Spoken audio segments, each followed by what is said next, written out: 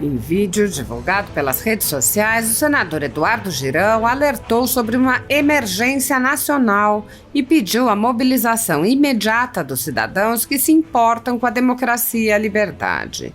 O senador explicou que foi marcada para a próxima terça-feira uma sessão para votação de vetos presidenciais, entre os quais um veto do ex-presidente Jair Bolsonaro à lei dos crimes contra o Estado Democrático de Direito. O senador explicou que há vários exemplos e mostrou que, em um dos exemplos, a derrubada do veto será equivalente ou pior do que a aprovação do PL da censura, criando um crime de fake news com penas que chegam a anos de prisão. Ele disse: vamos ter a análise de vetos presidenciais que causam um risco gravíssimo à nossa democracia se você ficar calado. Girão explicou: você pode ser preso por 5 anos se fizer fake news. E quem vai dizer o que é fake news? A gente não pode correr esse risco. Girão alertou que o texto vetado autoriza partidos políticos a atuarem em substituição ao Ministério Público, dizendo: pode acontecer uma verdadeira perseguição política. O senador alertou especialmente para o fato de que foi marcada uma sessão remota, justamente para impedir o debate e dificultar a pressão sobre os parlamentares. Ao divulgar o vídeo, o senador disse: atenção máxima, se cair o veto 46 na próxima terça, eles nem precisarão mais do PL da censura. Mobilize deputados e senadores. Urgentíssimo. O Congresso Nacional precisa da sua mobilização urgente. Está na pauta da sessão do Congresso da próxima terça, 28 de maio, o veto 46 de 2021, relativo aos projetos sobre crime contra o Estado Democrático de Direito e Lei de Segurança Nacional. O governo Lula e os poderosos de plantão tentam de todas as formas criar o crime de fake news, além de dar poderes aos partidos políticos para agirem caso o Ministério Público não o faça, e ainda criar um cenário caótico de insegurança jurídica para que policiais não possam atuar em manifestações de movimentos sociais, por exemplo, que se dizem pacíficas, mas que constituem, na verdade, violações à propriedade privada, à liberdade de locomoção e até mesmo atos de terror. Como a população está entendendo o poder que tem ao cobrar seus parlamentares, muitas coisas ruins não passam aqui. Mas é por isso que decretaram sessão virtual na terça e você precisa agir pelas redes sociais enquanto ainda há tempo. O Brasil precisa de você. O governo está se mobilizando para que esse veto seja derrubado, mas nós não podemos deixar. Precisamos da mobilização rápida de todos para conscientizarmos os parlamentares sobre esse veto 46 de 2021. Peça ao seu deputado e senador para votarem sim ao veto 46 de 2021 para que possamos enterrar de vez esse PL da censura disfarçado. Paz e bem. Apesar de alguns senadores agirem no limite de seus poderes para frear os atos autoritários de ministros das Cortes Superiores, a Casa Legislativa como um todo permanece cega, surda e muda, indiferente aos ataques à democracia, graças ao seu presidente Rodrigo Pacheco, que engaveta todos os pedidos de impeachment de ministros de Cortes Superiores que chegam às suas mãos. Os senadores há muito tempo têm conhecimento dos inquéritos secretos conduzidos pelo ministro Alexandre de Moraes, utilizando delegados da Polícia Federal escolhidos a dedo para promover uma imensa operação de Fishing Expedition contra seus adversários políticos. O desrespeito ao devido processo legal e a violação ao sistema acusatório são marcas dos inquéritos políticos conduzidos pelo ministro e já foram denunciados pela ex-procuradora-geral da República, Raquel Dodge, que promoveu o arquivamento do inquérito das fake news, e também por inúmeros juristas, inclusive em livros como Inquérito do Fim do Mundo, Sereis como Deuses e Suprema Desordem, Juristocracia e Estado de Exceção no Brasil. O ministro Alexandre de Moraes já foi chamado de xerife pelo então colega Marco Aurélio Mello pelos excessos cometidos em seus inquéritos. Até na imprensa internacional as denúncias vêm se avolumando. O ministro Cássio Nunes Marques consignou em voto as violações de direitos humanos nas prisões em massa ordenadas por Moraes. Apesar das constantes denúncias, o Senado brasileiro segue inerte. Os senadores sabem sobre os jornais que foram estourados e tiveram todos os seus equipamentos apreendidos, como a Folha Política, e sabem sobre os jornalistas perseguidos, presos e exilados. Os senadores não apenas foram informados sobre a invasão de residências de cidadãos e apreensão de bens, mas também viram sem qualquer reação operações contra seus próprios membros, o senador Harold de Oliveira e o senador Marcos Duval. Os senadores sabem que muitos meios de comunicação vêm sendo censurados há muito tempo. Os senadores souberam sobre a prisão do deputado Daniel Silveira em pleno exercício do mandato por palavras em um vídeo. Os senadores sabem que o ex-deputado voltou a ser preso por supostas violações a medidas cautelares que foram impostas em um processo que tinha sido extinto pela graça presidencial. Os senadores sabem que a graça presidencial constitucional foi cancelada. Os senadores foram informados sobre a perseguição a jornalistas que são censurados, impedidos de exercerem sua profissão e têm bens e redes sociais bloqueados. Os senadores sabem que ativistas passaram um ano em prisão domiciliar, sem sequer denúncia, obrigados a permanecer em Brasília, mesmo morando em outros estados. Os senadores sabem das violações a prerrogativas de advogados. Os senadores sabem sobre a prisão de Roberto Jefferson, presidente de um partido, e sua destituição do cargo a mando de Moraes. Os senadores sabem da censura a parlamentares. Os senadores sabem que jornais, sites e canais conservadores têm sua renda confiscada. Os senadores sabem sobre as prisões em massa, sem individualização de condutas, sobre acusações descabidas. Os senadores sabem sobre as multas estratosféricas e confiscos de propriedade. Os senadores sabem que crianças ficam presas com seus pais, sem meios de sustento, em cautelares sem prazo para acabar. Os senadores sabem que Clériston Pereira da Cunha morreu no cárcere, com um pedido de soltura, aguardando que o ministro se dignasse a apreciar. Os senadores sabem que outras pessoas presas injustamente só foram soltas após a morte do preso político no cárcere. Os senadores sabem que pessoas inocentes estão sendo condenadas sem provas. Os senadores conhecem muitos outros fatos. Mesmo assim, todos os pedidos de impeachment, projetos de lei, requerimentos de CPI seguem enchendo as gavetas do senhor Rodrigo Pacheco. Há mais de 5 anos, o ministro Alexandre de Moraes conduz, em segredo de justiça, inquéritos políticos direcionados a seus adversários políticos.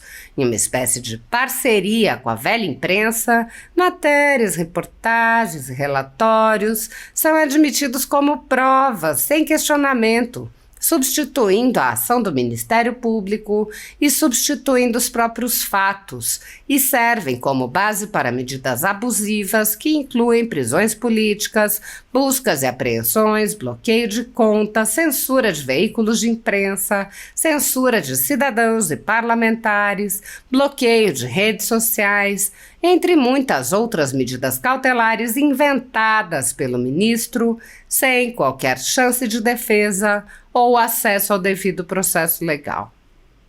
O mesmo procedimento de aceitar depoimentos de testemunhas suspeitas e interessadas e tomar suas palavras como verdadeiras se repete em diversos inquéritos nas cortes superiores.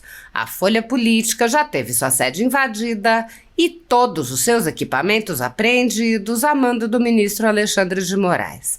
A renda do jornal está sendo confiscada a mando do ministro Luiz Felipe Salomão, ex-corregedor do Tribunal Superior Eleitoral, com o aplauso dos ministros Luiz Roberto Barroso, Alexandre de Moraes e Edson Fachin. Todos os rendimentos de mais de 20 meses de trabalho de jornais, sites e canais conservadores são retidos sem qualquer base legal. Se você apoia o trabalho da Folha Política e pode ajudar a impedir o fechamento do jornal, doe qualquer valor através do Pix, utilizando o QR Code que está visível na tela ou o código ajude@folhapolitica.org. Se preferir transferência ou depósito, a conta da empresa Raposo Fernandes está disponível na descrição deste vídeo e no comentário fixado no topo. Há mais de 10 anos, a Folha Política vem fazendo a cobertura da política brasileira, quebrando a espiral do silêncio imposta pelo cartel de mídia que quer calar vozes conservadoras. Pix ajude@folhapolitica.org. Assista. Paz e bem, eu não costumo pedir para você reproduzir, replicar meus vídeos, mas eu vou pedir dessa vez que você compartilhe, porque trata-se de uma emergência nacional. Agora, na próxima terça-feira, dia 28, nós vamos ter análise de vetos presidenciais que causam um risco gravíssimo à nossa democracia se a gente ficar de braço cruzado. Então eu faço um apelo que você entre em contato com os seus deputados federais, senadores, pelas redes sociais, por e-mail, de qualquer maneira, para que mantenham os vetos sobre o que eu vou dizer para você agora. Apenas 2 exemplos. É o veto 46. Fake news. Você pode ser preso 5 anos se fizer fake news. E quem é que vai dizer o que é fake news? Você viu agora sobre a questão do Uruguai, do governo dizendo que era fake news, da ajuda humanitária, e depois era verdade. A gente não pode correr esse risco. E outra coisa, partidos políticos, numa eventual omissão do Ministério Público, sobre algum dos casos, podem entrar. Então, quer dizer, pode acontecer uma verdadeira perseguição política, por isso precisa manter o veto. Outro, manifestações ditas pacíficas. Que você sabe hoje, movimentos sociais entram muitas vezes em fazendas, em áreas, e dizem que é um movimento pacífico, vai lá entrando na fazenda. E aí? Coloquei a estrada. A polícia, se a gente não mantiver esse veto, ela não vai poder fazer nada. Então a questão de respeito aqui à ordem e ao Estado Democrático de Direito no Brasil. Então eu faço um apelo que você entre em contato com os senadores e deputados, porque será uma sessão remota. Terça-feira, dia 28 de maio, e você precisa entrar em contato e colocar a sua opinião sobre isso, sobre esse veto 46. Que Deus abençoe você e sua família. Muita paz. A mesma regra que valeu para o Novo deveria valer para o PT. Portanto, a retirada do documento não poderia ser deferida. Portanto, nós precisamos seguir o regimento, votar os destaques agora, mas a votação anterior foi irregular. Artigo 133. Nenhum congressista poderá renovar a mesma questão de ordem resolvida pela presidência. A matéria já foi resolvida por esta presidência. Eu gostaria de consultar o líder. Ivan Valente. Eu peço a palavra. Mesma coisa que o senhor definiu para o Novo, tem que valer para o PT também, para o PCdoB também, senão é injustiça em dobro. Uma contra o Novo já foi resolvida. Não é vencida, senhor presidente. O senhor não está... Líder Ivan Valente. Então combine com a oposição. Eu faço a consulta aos senhores líderes em relação à proposta. No Senado não tem acordo, não. Isso no Senado não é possível tem que votar. admitir a votação, mas uma vez ela tratorada aqui nessa para a votação. Eu passo a votação nominal a democracia do veto de número 18. Em primeiro lugar, dizer que o Novo pediu que fossem mantidos 2 destaques que havíamos feito em nome do nosso vice-líder. Depois, como líder, presente à sessão, assinei o documento, mas depois de iniciada a ordem do dia, e apesar de todos os nossos apelos, Vossa Excelência indeferiu a nossa questão de ordem, baseado parcialmente no fato que, inclusive, já vitimou outros deputados aqui. Cacá Leão é testemunha disso, aconteceu com ele na condição de vice-líder, de também ter proposto um destaque e depois, com a presença do líder, o destaque cair. Foi indefinida a nossa questão de ordem e depois o vice-líder do PT e do PCdoB assinam uma retirada de um destaque e esta mesa aceita, mesmo com a presença dos líderes nessa sessão no Congresso Nacional. Nós, portanto, nos insurgimos porque a questão de ordem, Vossa Excelência pode ter dito que já foi resolvida, mas Vossa Excelência, na segunda oportunidade, desdisse aquilo que havia dito na primeira questão de ordem. Ou seja, acabou desfazendo a decisão inicial, o que prejudica duplamente o Partido Novo. Primeiro, porque os nossos destaques não puderam ser apreciados. E, em segundo lugar, porque foi permitida a retirada irregular de um destaque, que esse plenário não sabia que seria retirado. Até porque só foram lidos 9 destaques por Vossa Excelência e o 10º omitido da leitura enquanto ainda constava no sistema, permitindo assim que se conhecesse antes, deputado Gilson, o resultado dos vetos. É isso que aconteceu, chama a atenção da sociedade, da imprensa, de todos. Permitindo que se conhecesse antes o resultado dos vetos do abuso de autoridade, para aí depois, convenientemente,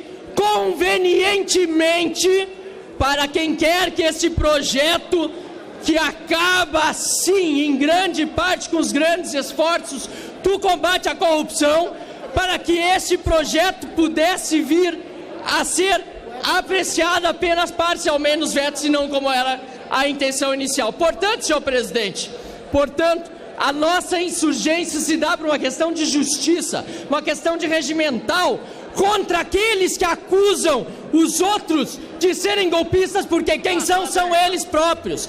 Nós, manifestando-se aqui nesse plenário, manuseando, manipulando a opinião, inclusive, de muitos colegas que gostariam de ser contrários a muitos desses quesitos na lei de abuso de autoridade e ficam reféns de lideranças, algumas que estão aqui a serviço de quem quer que o combate à corrupção não continue.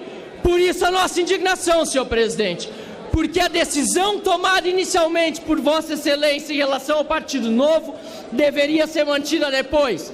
E se não foi mantida depois, foi certamente porque havia outros interesses em jogo que não eram e não são os interesses da sociedade brasileira. É por isso também a minha indignação, mais do que como deputado, aliás, mais votado do meu estado, Rio Grande do Sul, que me deu a honra de chegar a esse parlamento com 349.855 votos que precisam ser respeitados. Mas mais do que isso, mais do que representar uma bancada de 8 deputados federais do Partido Novo, que representam o movimento da sociedade de bem que quer um Brasil melhor, mais do que os 8 deputados federais do Partido Novo, dezenas, se não centenas de deputados e senadores que também foram eleitos com esta intenção e que querem o Brasil melhor. Mas repito, senhor presidente, mais do que tudo isso, porque é pelo bem da maioria dos brasileiros, que é de um povo honesto,